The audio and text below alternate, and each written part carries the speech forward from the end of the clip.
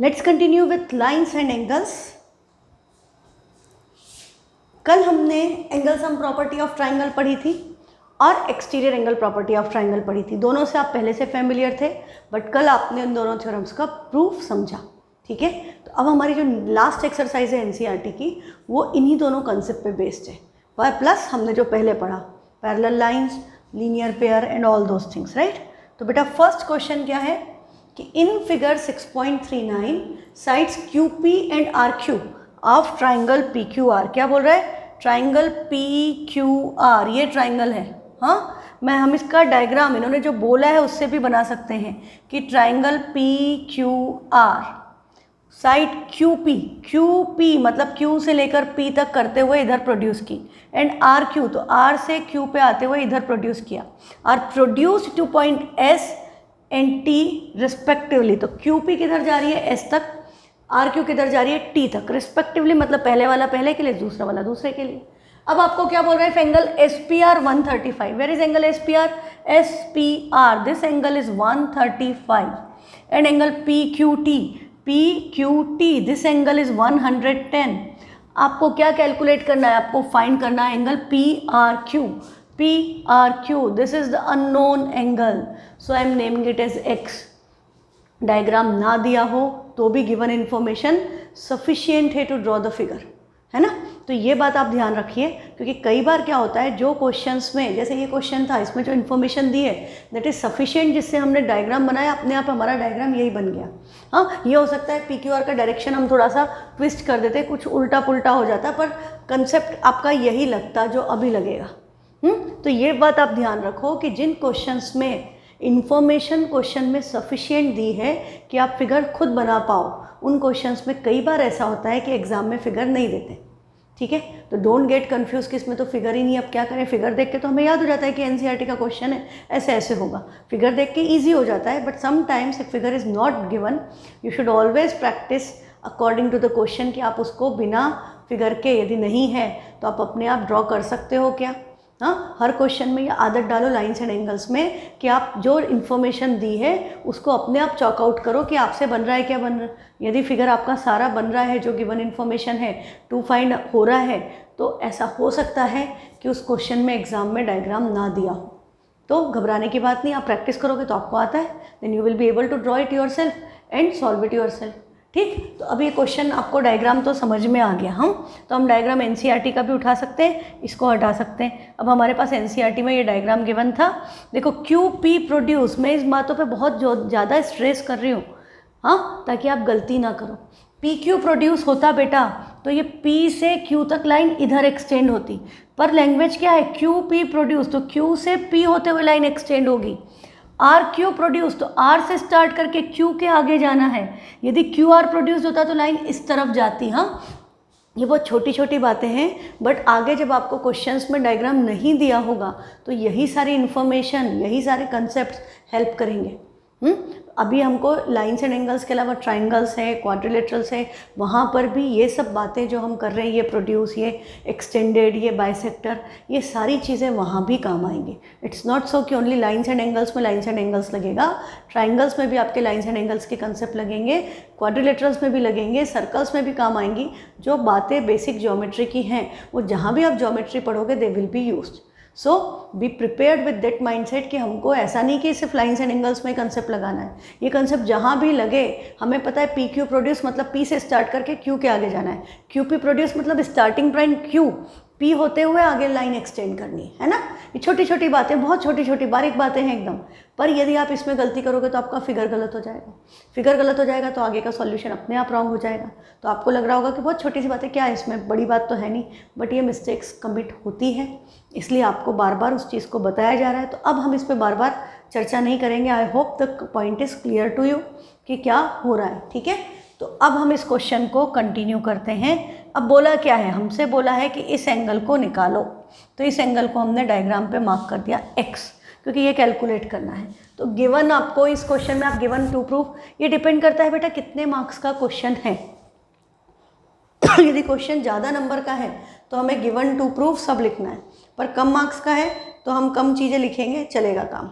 हाँ, तो यहाँ पर यदि क्वेश्चन कम मार्क का है तो आप डायरेक्टली 1 मार्क में भी दे सकते हैं, क्योंकि आपको कंसेप्ट पता है। हमको ये एंगल निकालना है।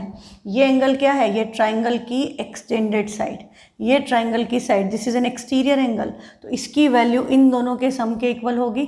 If I mark this angle as y, तो आपका 110 equal to x plus Y होगा। Can I calculate y? x तो पता ही नहीं है, पर y निकालने का कोई तरीका है? बिल्कुल है। This is a straight line, this is a रे, तो y प्लस 135 इक्वल टू क्या होगा? 180। रीज़न आपको पता है, क्या लगेगा? Linear pair. तो लीनियर पेयर से इन दोनों का सम 180 है, तो y की वैल्यू क्या हो गई? 180 माइनस 135 मतलब 45 डिग्री। y 45 आ गया, यहाँ पर 45 सब्सटीट्यूट करोगे, इधर आके माइनस होगा, x की वैल्यू आ जाएगी। Concept clear? ठीक है। अच्छा, यही काम हम यहाँ से भी कर सकते थे। हमने इधर से एक्सटीरियर एंगल लगाया, उधर लीनियर पेयर लगाया, पर हम इसका रिवर्स भी कर सकते थे। क्या कर सकते थे हम? कि भाई हम इधर लगा देते एक्सटीरियर एंगल की इन दोनों एंगल का सम, ये तो x है, इसको हमने z ले लिया कि ये z plus X equal to 135, उधर एक्सटीरियर एंगल, तो x कैसे निकले, z कैसे निकलेगा? इधर स्ट्रेट लाइन ये रहे, यहाँ पर लीनियर पेयर लग जाएगी, तो 110 प्लस z इक्वल टू 180, तो z की वैल्यू क्या आ जाएगी? 70। फिर 70 plus X equal to 135, answer will be same. हाँ, अच्छा, एक और तरीका है। तीसरा तरीका क्या होता कि हमने दोनों जगह लीनियर पेयर लगा दिया, हमने इसको y माना, इसको z माना, तो z तो आपका लीनियर पेयर से आ गया 70, y आपका आ गया 45। अब आपने इन तीनों में इस ट्राइंगल PQR में क्या लगा दिया? Angle sum property of triangle. तब आप क्या लिखोगे? x plus Y plus z equal to 180। Reason क्या हो गया? Angle sum property in triangle PQR। ठीक, तो ये ट्राइंगल PQR में एंगल सम प्रॉपर्टी लगा दी, तो ये हो गया। अब y और z की वैल्यू पता है, y और z सब्सटीट्यूट करोगे, 70 प्लस 45 कितना हो गया? 115। उधर जाके सब्ट्रैक्ट होगा तो 180 माइनस 115, तो आंसर क्या आ गया? 65। आंसर सब केस में सेम ही आएगा। तो अब आपको क्या डिसाइड करना है कि कौन सी इसमें स्टेप्स कम है। तो आपको पता चल गया होगा कि एंगल सम प्रॉपर्टी में थोड़ा और ज़्यादा करना पड़ा, तो it's always better to do it using one side linear pair and one side exterior angle property। एक साइड पे लगा दो एक्सटीरियर एंगल प्रॉपर्टी, एक साइड पे लगा दो लीनियर पेयर। चॉइस आपकी, इधर वाला सिलेक्ट करो या इधर वाला सिलेक्ट करो, तुम्हारी चॉइस है। ठीक है, तो मैंने आपको तीनों तरीके बता दिए हैं, आप इसको अपने हिसाब से जैसे करना हो करो, बट स्टेप्स कम होना चाहिए। देखो 3 नंबर या 4 नंबर में भी क्वेश्चन आया तो गिवन लिखना है, टू फाइंड लिखना है, सॉल्यूशन लिखना है, प्रॉपर रीज़न लिखना है कि यहाँ लीनियर पेयर है, यहाँ पर हमारा एक्सटीरियर एंगल प्रॉपर्टी है, किस ट्राइंगल में है, वो सब मेंशन करना है। पर कम मार्क्स में आया तो हम थोड़ी चीज़ें जंप कर जाएंगे, गिवन टू प्रूफ की ज़रूरत नहीं है, हम डायरेक्टली निकाल लेंगे कि आर आपका 65 डिग्री है। ठीक, तो यहाँ पर नंबर ऑफ, यदि 4 मार्क्स में भी आया और आपने एक बार एक्सटीरियर एंगल एक बार लीनियर पेयर लगाई तो भी आपको 4 मार्क्स मिलेंगे, यदि आपने बाकी की सारी बातें ढंग से लिखी है। एंगल सम प्रॉपर्टी लगाओगे तो एक्स्ट्रा मार्क्स नहीं मिलेंगे, but it will take extra time, and in maths paper it is always important to save time. Time saving बहुत इंपॉर्टेंट है, क्योंकि क्या होता है जनरली बच्चों का स्टेटमेंट क्या होता है कि मैम पेपर तो आता तो सब था पर लेंदी था।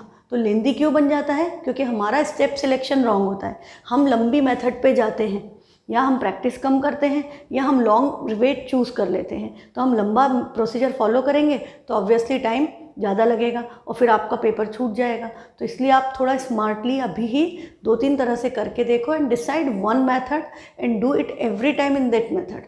उसको फिर हर बार सेम मेथड से करो, हर बार डिफरेंट मत करो। I can do that, but आपका भी उतना परफेक्शन नहीं है, और परफेक्शन ला करके भी हमको उसमें बहुत ज़्यादा वो नहीं करना है। हमको basically exam point of view से हमको कंसेप्ट तो समझ में आ गया, तीनों कंसेप्ट ईजी हैं, that is not difficult, but you have to focus on this कि एग्जाम में मुझे फुल मार्क्स कैसे मिलेंगे, है ना। कंसेप्ट तो हम सीख गए, तीनों कंसेप्ट सीख गए, तीनों इजी है। इधर लीनियर पेयर लगाए, उधर एक्सटीरियर एंगल लगाई, या वाइस वर्सा, कोई फर्क नहीं पड़ता। दोनों साइड लीनियर पेयर लगा के एंगल सम प्रॉपर्टी लगाई तब भी आंसर सेम आएगा, बट दोनों साइड लीनियर पेयर लगा के एक्सटीरियर एंगल प्रॉपर्टी लगाएंगे, 3 काम करने पड़े। एक बार लीनियर पेयर एक बार एक्सटीरियर एंगल, 2 काम करने पड़े, 2 स्टेटमेंट में काम हो गया, टाइम कम लगेगा। Time saving is very important. ठीक है, तो let's continue with the question. तो देखो सबसे आसान क्या है, यहाँ पर मैं लगा दूँ लीनियर पेयर और यहाँ लगा दूँ मैं एक्सटीरियर एंगल। तो मैंने क्या किया, इस एंगल को तो x माना है, इसको y डायग्राम पे शो कर दिया। अब हमारा क्या हो गया, गिवन ट्राइंगल PQR, QP आप ये भी लिख सकते हो, QP and RQ are produce to point S and T। Angle ये डायग्राम में शो किए हुए हैं, ज़रूरत नहीं है। टू फाइंड, हमको फाइंड क्या करना है, हमको एंगल PRQ निकालना है, जिसको हमने x बोल दिया तो हम यहाँ पर x शो कर दें। अब हमारा क्या आएगा, सॉल्यूशन। प्रूव दैट नहीं है, क्वेश्चन है सॉल्व करने वाला। तो हम क्या लेंगे, ये आपका T है, angle PQT plus angle PQR equal to 180। Angle PQT plus angle PQR equal to 180। Reason क्या हो गया, लीनियर पेयर। तो 110 प्लस y, वैल्यू सब्स्टिट्यूट कर दी, 110 plus y equal to 180। This implies y की वैल्यू क्या हो गई, 180 माइनस 110। अब ये लिखने के एक्स्ट्रा मार्क्स थोड़ी मिलेंगे, 180 माइनस 110 डायरेक्टली करके आप लिख दो y इक्वल टू 70 डिग्री। यह हाईलाइट कर दिया।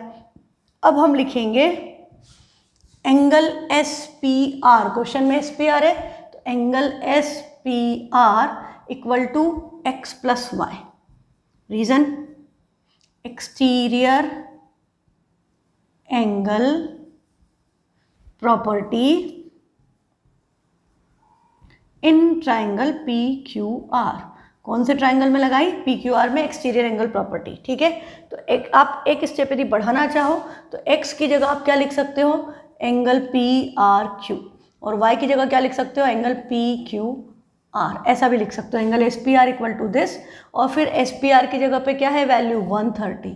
x हमें पता नहीं है, y we have already calculated 70।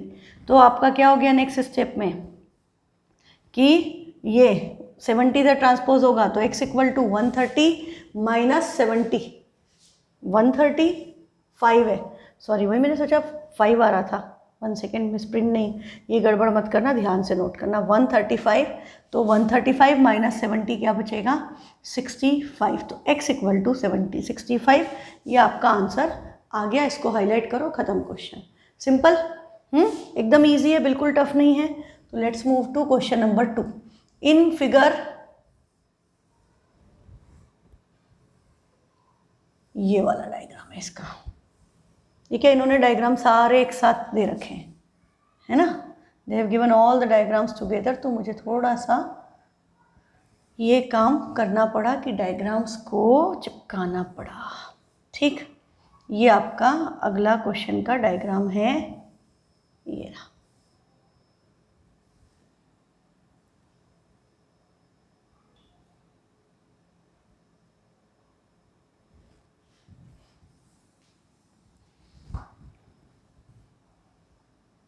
मैंने आपको बोला था एग्जाम्पल जब हमने किया था कि वहाँ पे एक्सटीरियर एंगल है या इंटीरियर एंगल है, वही क्वेश्चन आ गया। This is very important.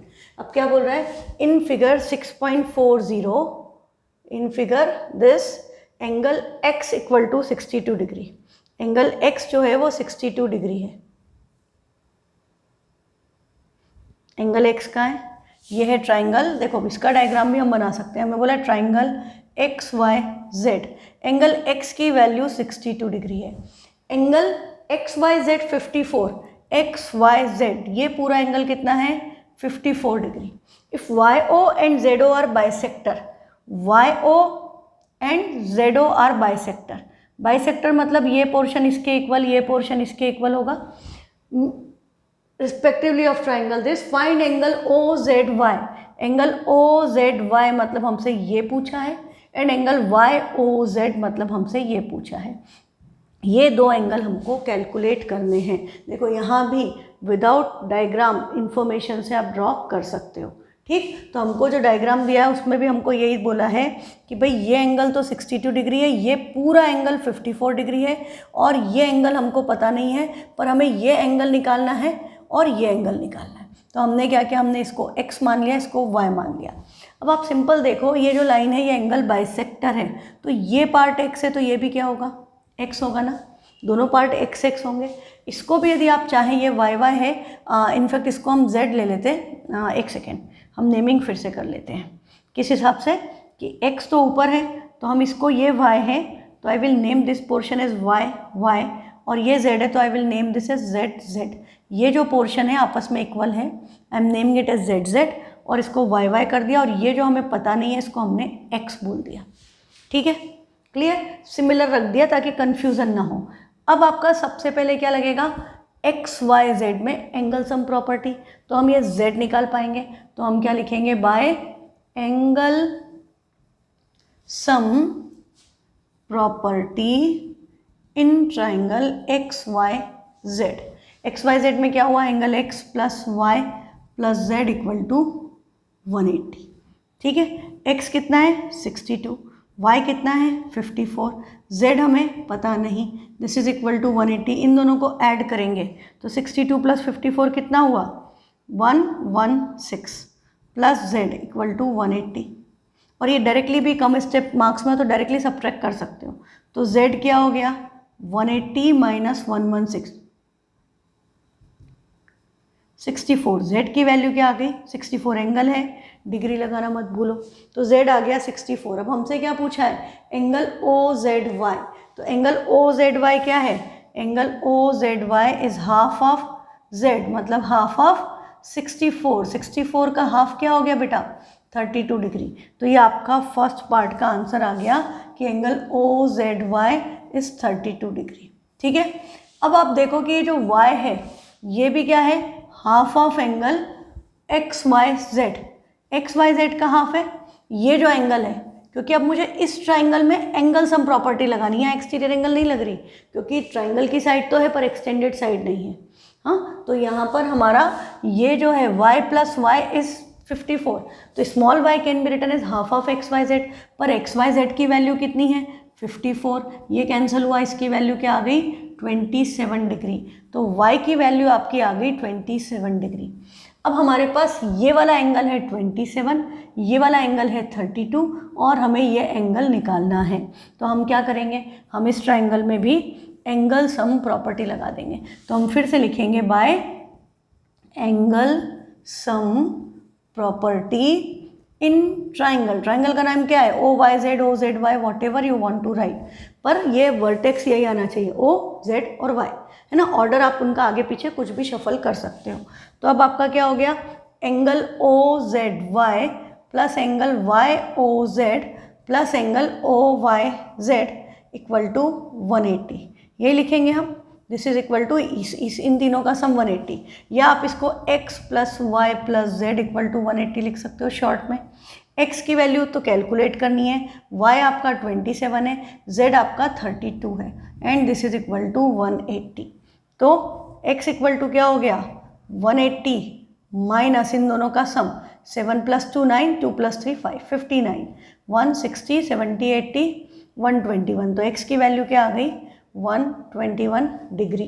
ठीक है, तो इसका प्रूफ एक और होता है, ये यहाँ पर आपको वैल्यूज़ दी थी, वैल्यू नहीं दी होती तो हम क्या करते पता है, वो बड़ा इंटरेस्टिंग होता है।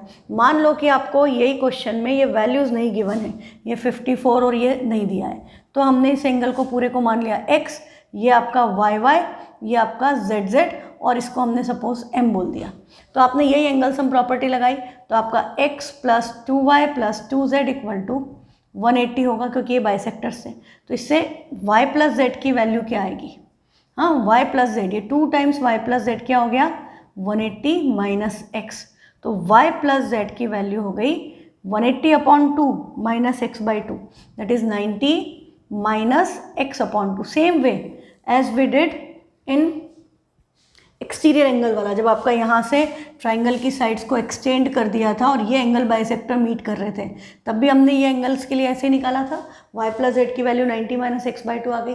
अब हम क्या करेंगे, अब हम इस ट्राइंगल में एंगल सम प्रॉपर्टी लगा दें, इस ट्राइंगल में तो यहाँ पर आपका क्या आएगा y plus z plus m equal to 180, ये y z m equal to 180, पर y प्लस जेड की वैल्यू हम कैलकुलेट कर चुके हैं, सब्सटीट्यूट कर दें तो 90 minus x upon 2 plus m equal to 180 होगा, तो m की वैल्यू क्या हो गई, ये दोनों उधर ट्रांसपोज होंगे, तो 180 minus 90 plus x upon 2, and 180 minus 90 क्या होता है 90, और 90 प्लस एक्स अपॉन 2, m की वैल्यू मतलब इस एंगल की वैल्यू आपकी क्या आ गई 90 प्लस एक्स बाई 2, और उस केस में जब एक्सटीरियर एंगल बाइसेक्टर था तो ये m की वैल्यू हमने प्रूव की थी 90 माइनस हाफ ऑफ x।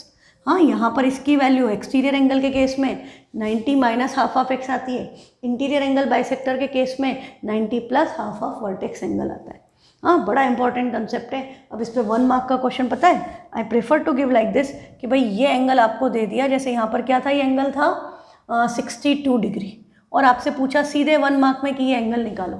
तो यदि आपको ये कंसेप्ट याद है कि 90 माइनस ये 90 प्लस x/2 है, तो 90 प्लस 62 का हाफ कितना हुआ 31, ऐड कर दो, क्या आ गया आंसर 121। हम उतना लंबा करके लाए, आंसर हमारा 1 सेकेंड में आ गया। यही क्वेश्चन यदि एक्सटीरियर एंगल बाइसेक्टर के केस में होता तो यहाँ पर आपका ये 90 माइनस 31 हो जाता। तो 90 माइनस 30, यदि ये 62 होता तो इस एंगल की वैल्यू 90 माइनस 31 59 डिग्री होता है ना। तो ये रिजल्ट्स पे भी क्वेश्चन आते हैं और प्रूव करने को भी आता है, दोनों तरह से क्वेश्चन एग्जाम में आता है। तो ये हो गया आपका क्वेश्चन नंबर 2। अब क्वेश्चन नंबर 3 में क्या बोला है, in figure A B is parallel to D C. इसका डायग्राम कहाँ चला गया, ये तो ये है,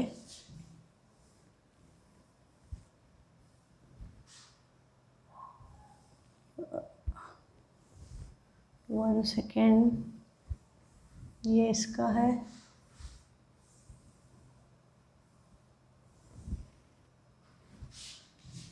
चलो इसी से काम चला लेंगे अपन।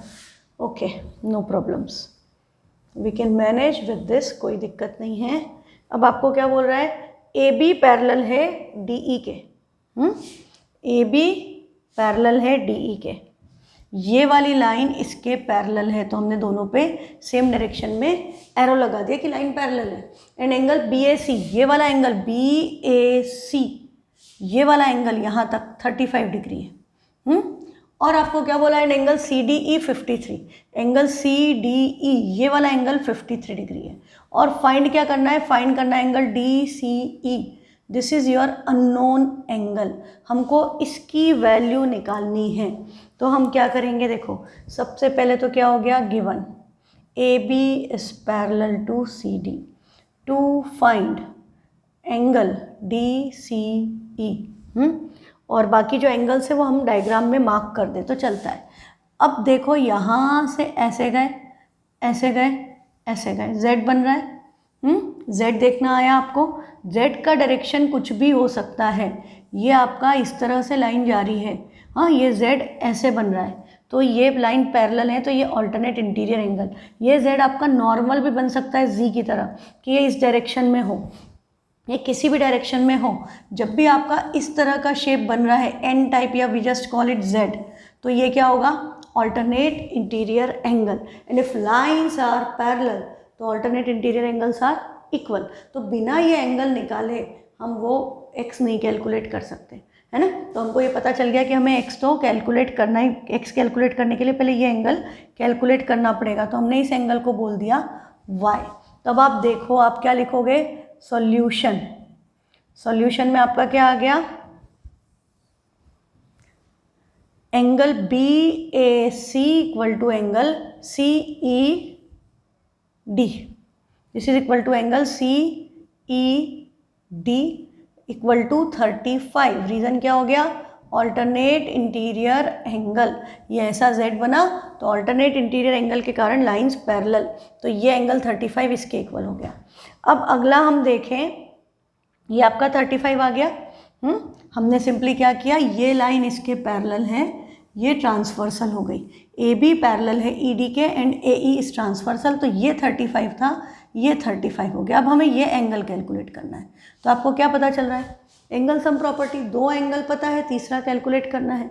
तो अब हम क्या करेंगे नेक्स्ट स्टेप में, बाय एंगल सम प्रॉपर्टी, पूरा लिखना है, angle sum property in triangle D C D E, हाँ angle D C E plus angle C D E plus angle C E D equal to 180। अब D C ई की value कितनी है वही तो कैलकुलेट करनी है, वो आपका x है, सी डी ई आपको गिवन है 53, ये एंगल आपका आया 35, दिस इज इक्वल टू 180। तो x इक्वल टू इन दोनों को ऐड करेंगे 88, तो 180 माइनस 88, तो x क्या हो गया, 100 में से 180 में से 80 गया, 8 बचा, 100 में से 8 गया 92, तो x की वैल्यू क्या आ गई 92 डिग्री। तो ये एंगल आपका आया 92, ठीक है, bye angle sum property of triangle. अच्छा, यदि आप इसको एक्सटीरियर एंगल प्रॉपर्टी से करते तो भी होता, पर थोड़ा सा लंबा होता। This was the easiest route. अब देखो, यदि आपने ये एंगल निकाला है 35, हम यहाँ पर यदि एक्सटीरियर एंगल प्रॉपर्टी लगाई, ये ट्राइंगल की साइड है, ये ट्राइंगल की एक्सटेंडेड साइड है, तो ये वाला एंगल इन दोनों के सम के इक्वल है। तो ये 53 + 35 कितना हो गया 88। Now this is a straight line, this is a रे, तो इन दोनों का सम 180। तो y + 88 = 180। कंडीशन वही हो रही है, दोनों को ऐड करके 180 में से 88 सब्ट्रैक्ट करना है। तो y क्या हो गया 180 - 88 that is 92 degree. Answer same है, मेथड थोड़ी सी डिफरेंट है, पर ये लंबा है, ये लेंदी है, बजाय उसके जहाँ डायरेक्टली हमने किया एक ऑल्टरनेट इंटीरियर एंगल से 35 और एंगल सम प्रॉपर्टी लगाई, 2 बार में काम हो गया। पर यदि हम यहाँ पर फिर एक बार एक्सटीरियर एंगल लगाएं, फिर लीनियर पेयर लगाएं, 3 प्रॉपर्टी लगाने के बजाय 2 लगाना बेटर है। कम स्टेप्स में काम हो, इसका भी आप ध्यान रखें। बाकी मैंने बता दिया कि ये भी हो सकता है, क्योंकि कभी कभी क्लिक करता है ना बच्चों को कि भाई ऐसे भी तो कर सकते हैं, बिल्कुल कर सकते हैं। हाँ, हर क्वेश्चन को करने के कई तरीके होते हैं। नेक्स्ट है, if P Q and R S intersected T, if P Q and R S intersected T, ये वाला डायग्राम।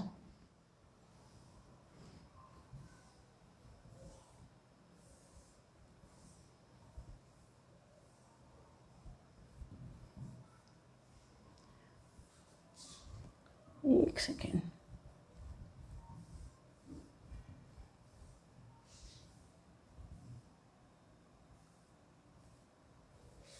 नहीं चल रहा, मैंने डायग्राम और कॉपी किए थे, कहाँ चले गए पता नहीं। चलो, P Q and R S intersect कर रहे हैं टी पर। ये लाइन है आपकी पी क्यू, ये लाइन है आर एस, इनका पॉइंट ऑफ इंटरसेक्शन क्या है टी, और P Q is parallel to S R. P Q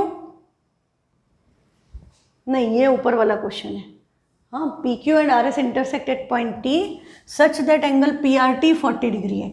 angle P R T, ये वाला एंगल आपको क्या गिवन है 40 degree, and angle R P T, ये एंगल है 95 degree, and angle T S Q है 75 डिग्री, और हमको निकालना क्या है, हमको कैलकुलेट करना angle S Q T. This is the unknown angle which has to be calculated. Question clear? Basically क्या हो रहा है, 2 लाइन ऐसे क्रॉस कर रही हैं, और हमने इसको इधर ज्वाइन कर दिया, इसको इधर ज्वाइन कर दिया, ये शेप।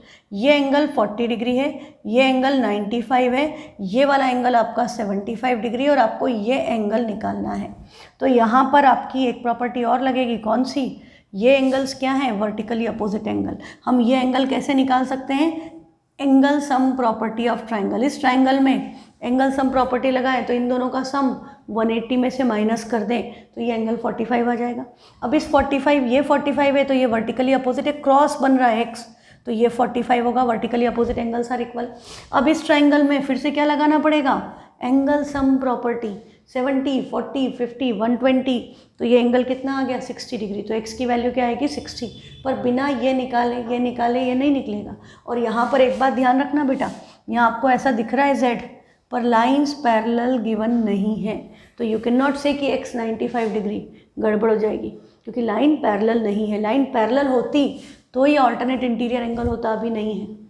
तो ये बात आपको ध्यान रखनी है। तो चलो अब इस क्वेश्चन के स्टेटमेंट हम क्या लिखेंगे कि आप इस एंगल को कुछ नाम दे दो x और इसको नाम दे दो y। तो आपका क्या हो गया, गिवन तो हो गया कि P Q and R S are intersecting at point T, angle this for 95, 40, 75 diagram बना दिया। अब आप लिखो in triangle P R T, पहले ट्राइंगल पी आर टी में लगाएंगे। In triangle P R T angle P plus R plus T equal to 180। Reason क्या हो गया, by angle sum property of triangle. Angle sum property लगाई तो ये होगा। अब आपका एंगल सम प्रॉपर्टी, P की वैल्यू क्या है 95, R की वैल्यू 40, प्लस T को हमने x माना है, दिस इज इक्वल टू 180। तो x की वैल्यू क्या हो गई 180 माइनस 135, तो x की वैल्यू आ गई 45 degree.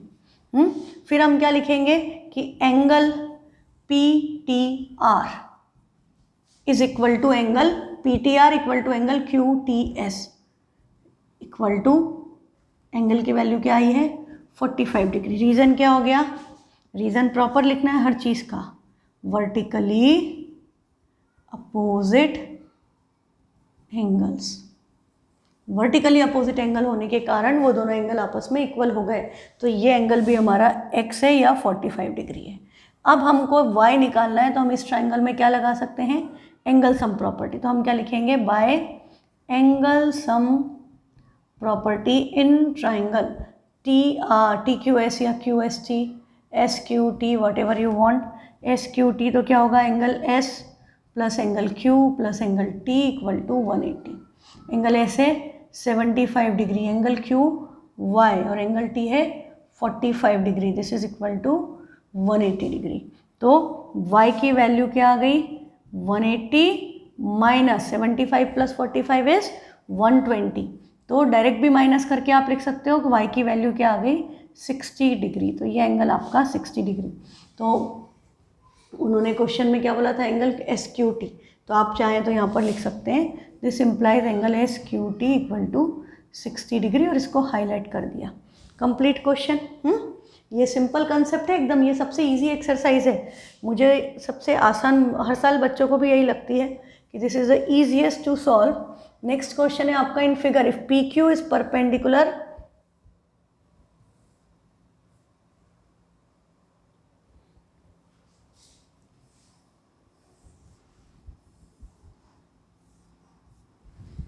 if PQ is perpendicular on PS, PQ PS पे परपेंडिकुलर है, हाँ, तो PQ का है PQ परपेंडिकुलर है किस पे, PS पे। तो कॉमन पॉइंट क्या है P, तो 90 डिग्री कहाँ पर बनेगा, P पर। ये बात समझ में आ रही है, PQ is perpendicular to PS, तो P पे 90 डिग्री बनेगा।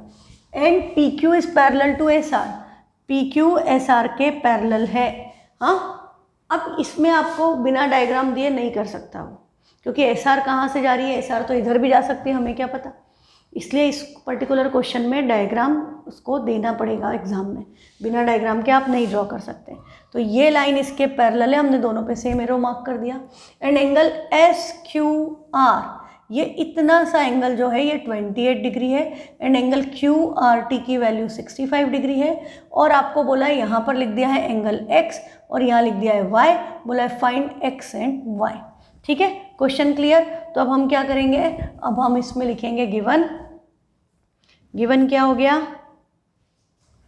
Given PQ is perpendicular to PS, PQ is parallel to SR। To find, हमको क्या कैलकुलेट करना है, X एंड Y। आप यहाँ पर ये भी लिख दो, angle SQR is 28, angle QRT is 65। ये सब हमको इन्फॉर्मेशन गिवन है, हमने डायग्राम पे मार्क कर दिया। अब हमको X और Y निकालना है और फाइंड करना है, देयर विल बी सॉल्यूशन। तो सॉल्यूशन में आपका क्या होगा, अब देखो आप ये वाली लाइन, ये जो लाइन है ये इस लाइन के पैरेलल है, ये दोनों लाइन पैरेलल हैं, ठीक। तो अब आप देखो कि ये जो एंग है इसके साथ ट्रांसवर्सल क्या है, दिस इज द ट्रांसवर्सल। तो Z कहाँ बना, Z कहाँ पर बन रहा है, दिस इज योर Z। तो ये ऑल्टरनेट इंटीरियर एंगल हुआ पूरा का पूरा। ये पूरा एंगल इसके इक्वल होना चाहिए, पर ये एंगल दो एंगल का पार्ट है, X और 28 दो एंगल का सम है। तो हम क्या लिखेंगे, X प्लस 28 इक्वल टू 65, हाँ, X plus 28 equal to 65। Reason क्या हो गया, या इसको हम इनफैक्ट पहले ढंग से लिखें, वो एंगल्स के टर्म में नाम जो है एंगल्स के नाम क्या हैं, हाँ अब दिख रहा है, PQR, angle PQR equal to angle QRT। Reason क्या हो गया, alternate interior angle, alternate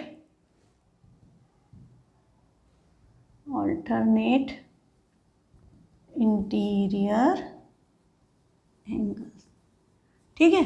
alternate interior angle के कारण वो इक्वल है, पर आपको पता है कि आप इस PQR को क्या लिख सकते हो, PQS प्लस SQR। तो this will be written as PQS plus angle SQR equal to angle QRT। दो एंगल्स का सम है, पर PQS की वैल्यू क्या है, x है, और इसकी वैल्यू क्या है, 28 है, and this is equal to इसकी वैल्यू 65। तो x की वैल्यू क्या हो गई, this implies x equal to 65 minus 28,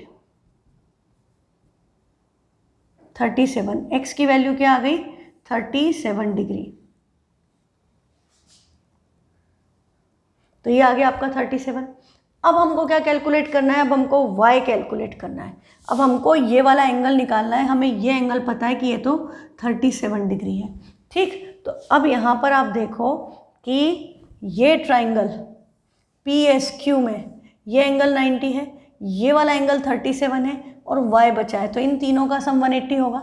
और आपको पता है कि एक ट्राइंगल में यदि एक एंगल राइट एंगल हो तो बाकी दो का सम 90 होता है। तो y प्लस 37 इक्वल टू 90 हो जाएगा।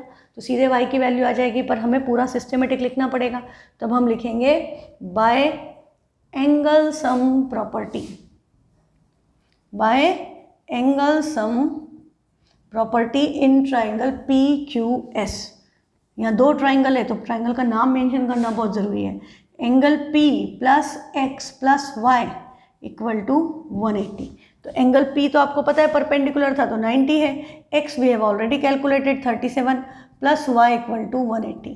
तो बेटा y की वैल्यू क्या हो गई, this implies y equal to 180 minus 127 63। तो y की वैल्यू आ गई 63, करेक्ट है। 53, 63 नहीं, इट इज 53। 27 और 3 30, 50 30 80, मैंने 190 में से सब्ट्रैक्ट कर दिया, तो y हो गया 53, x हो गया 37। खत्म क्वेश्चन, सिंपल कंसेप्ट है। अब हमारा आई थिंक लास्ट पार्ट बचा है, क्वेश्चन नंबर 6।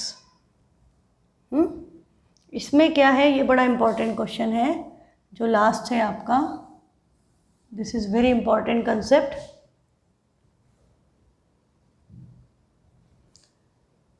कि ट्राइंगल है PRS, ट्राइंगल है PQR, फिर आपने क्या किया, QR को प्रोड्यूस किया। हाँ, दो बात बोली थी, QR प्रोड्यूस मतलब इधर इस पॉइंट का नाम है S। फिर ये जो एंगल बना है PQR, इस एंगल का आपने क्या लिया, एंगल बाइसेक्टर, मतलब ये दोनों पार्ट आपस में इक्वल। फिर हमने क्या किया, हमने इस एंगल का एक्सटीरियर एंगल PRS जो बना है इसका भी एंगल बाइसेक्टर लिया। ये दोनों एंगल बाइसेक्टर इंटरसेक्ट कर गए किसी पॉइंट T पर, तो ये आपका ये एंगल भी आपस में इक्वल है। I name them as YY, ठीक है। अब हमको प्रूफ क्या करना है, ये क्वेश्चन 2 प्रूफ का है। हमको ये प्रूफ करना है कि ये वाला एंगल इस एंगल का हाफ है, मतलब ये एंगल यदि 60 है तो ये एंगल 30 है, ये एंगल 45 है तो ये इसका डबल होगा मतलब 90 है, ये एंगल 100 है तो ये 50 है। ये बात हमको प्रूफ करना है कि ये वाला एंगल इस एंगल का हाफ है, that is angle QTR equal to half of angle QPR। और इस 2 को उधर ले जाओ तो angle QPR equal to 2 times angle QTR, ऐसे भी लिख सकते हैं, सब तरह से पूछा जाता है। इसका भी डायरेक्ट रिजल्ट पे भी 1 मार्क का क्वेश्चन बनता है। तो आपको कंसेप्ट समझ में आ गया। इसमें भी देखो डायग्राम ना दिया हो तो भी आप डायग्राम बना सकते हो फ्रॉम द गिवन इंफॉर्मेशन। तो सबसे पहले हम क्या लिखेंगे, given.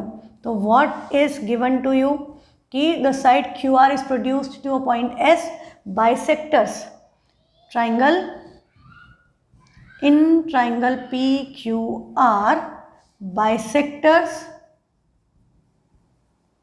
of angle QPR, bisector of angle PQR and angle PRS meet at T. To prove what you are required to prove, you are required to prove that angle QTR equal to half of angle QPR। अच्छा, ये जो मैंने given लिखा है इसकी बजाय ज़्यादा अच्छा हम क्या लिख सकते थे कि ये एंगल बाइसेक्टर है, तो हम इन दोनों को XX और इसको YY, हम इसके बजाय ये लिख सकते हैं कि इन ट्राइंगल PQR, देखो in triangle PQR angle PQT angle P Q T equal to angle T Q R equal to x, या equal to half of angle P Q R equal to x. और क्या है, angle, ये वाला angle bisector मतलब angle P R T, angle P R T equal to angle T R S, ये किसका half है, ये है half angle P R S का, half of angle P R S, और हमने इसको क्या अज्यूम कर लिया है वाई। गिवन में हम ये लिख दें तो ज़्यादा अच्छा है कि वो लाइन एंगल बाइसेक्टर है, तो ये दोनों एंगल उसके हाफ हो गए। अब यहाँ पर हमको जो प्रूफ करना है, अब इसमें कुछ कंस्ट्रक्शन की तो ज़रूरत है नहीं, हाँ, तो हम सीधे डायरेक्टली किस पे अराइव कर जाएंगे, प्रूफ पे। तो we will arrive at proof. अब प्रूफ में देखो क्या होगा बेटा, कंसेप्ट क्या लग रहा है, इस पर्टिकुलर क्वेश्चन में सिर्फ 2 बार एक्सटीरियर एंगल प्रॉपर्टी लगानी है और कुछ नहीं लगाना। आपको ट्राइंगल नज़र आ रहा है, कौन सा triangle, this one, triangle P Q are, ये ट्राइंगल की साइड है, ये ट्राइंगल की एक्सटेंडेड साइड है, तो ये एंगल क्या हुआ इस ट्राइंगल का, एंगल पी आर एस क्या है, एक्सटीरियर एंगल।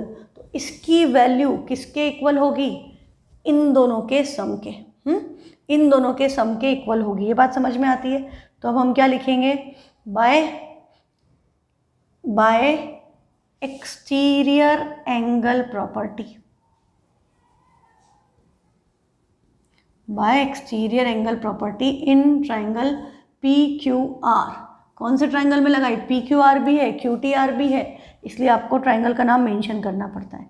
अब आपका क्या आ गया, एंगल पी आर एस, ये एक्सटीरियर एंगल है, इसकी वैल्यू किसके इक्वल है, angle Q P are, Q P are ये क्वेश्चन में, यस क्यू पी आर है, plus angle P Q are इसके इक्वल है।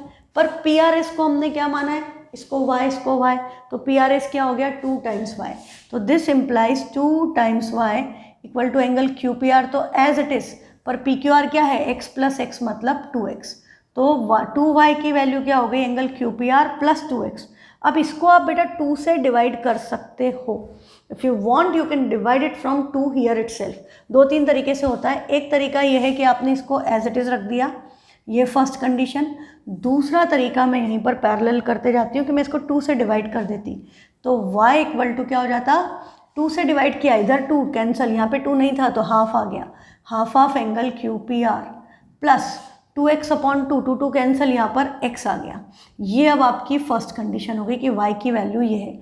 एक तरीका ये है, इसको हम a दे रहे हैं, हम 2 मेथड साथ में कर रहे हैं, ये आपका आ गया। अब फिर से हम एक्सटीरियर एंगल प्रॉपर्टी लगाएंगे, पर अब हमारा ट्राइंगल कौन सा होगा, अब हमारा ट्राइंगल होगा ये वाला क्यू टी आर। इस ट्राइंगल में ये ट्राइंगल की साइड है, ये ट्राइंगल की एक्सटेंडेड साइड है, तो ये एंगल टी आर एस भी इसका एक्सटीरियर एंगल है।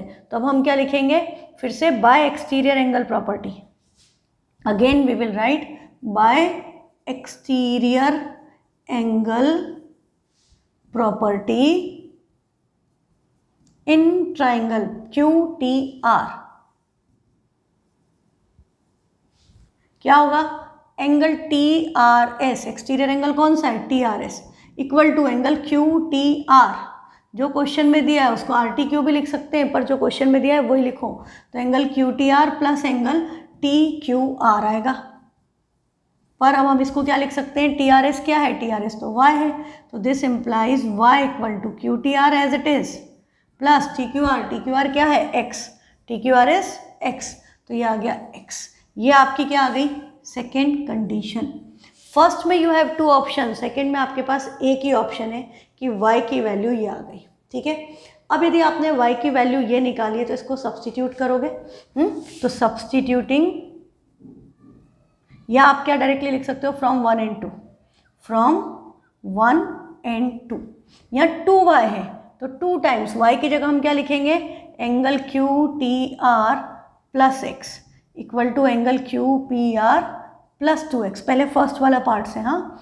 अभी 2 टाइम्स है तो ब्रैकेट मल्टीप्लाई ओपन करोगे, मल्टीप्लिकेशन होगा, 2 times Q T R plus 2x equal to angle Q P R plus 2x। अभी क्या दिख रहा है, दोनों साइड पे प्लस 2x है, इधर भी, तो ये दोनों आपस में कैंसिल हो गए, तो 2 times angle Q T are की वैल्यू किसके इक्वल है, एंगल क्यू पी आर के।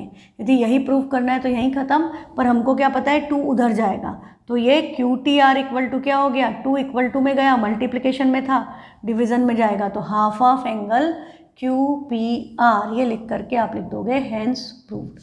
और यदि आपने ये कर दिया था 2 से डिवाइड, तो आप अब क्या करोगे, ये भी y है वो भी y है, तो लिखेंगे तो यही फ्रॉम 1 and 2, पर अब क्या हो जाएगा, ये भी y वो भी y, तो angle Q T R plus X equal to half of angle Q P R plus X हो जाएगा। हाँ, यदि हमने उन दोनों को इक्वेट किया कि ये भी y है ये भी y है, दोनों क्वेश्चन में, एक ही क्वेश्चन में 2 y हैं, तो दोनों की वैल्यू आपस में इक्वल होना चाहिए, तो हमने इक्वेट कर दिया। अब इधर भी प्लस एक्स है इधर भी प्लस एक्स है, कैंसिल हो गए, आपका आंसर डायरेक्टली इसी स्टेप में आ गया कि angle Q T R equal to half of angle Q P R, और लास्ट में हम लिख देंगे हैंस प्रूव्ड। तो इसके साथ एनसीईआरटी से आपका लाइन्स एंड एंगल्स ओवर। ठीक है, जो भी डाउट है जो भी प्रॉब्लम है मुझे व्हाट्सएप पे भेजिएगा। ठीक है, जो भी प्रॉब्लम है कहीं पर भी किसी भी पोर्शन में, send it to me, I will send you solution, और यदि प्रॉब्लम लगेगी तो वीडियो बना करके भेज देंगे। ठीक है, थैंक यू, कीप प्रैक्टिसिंग।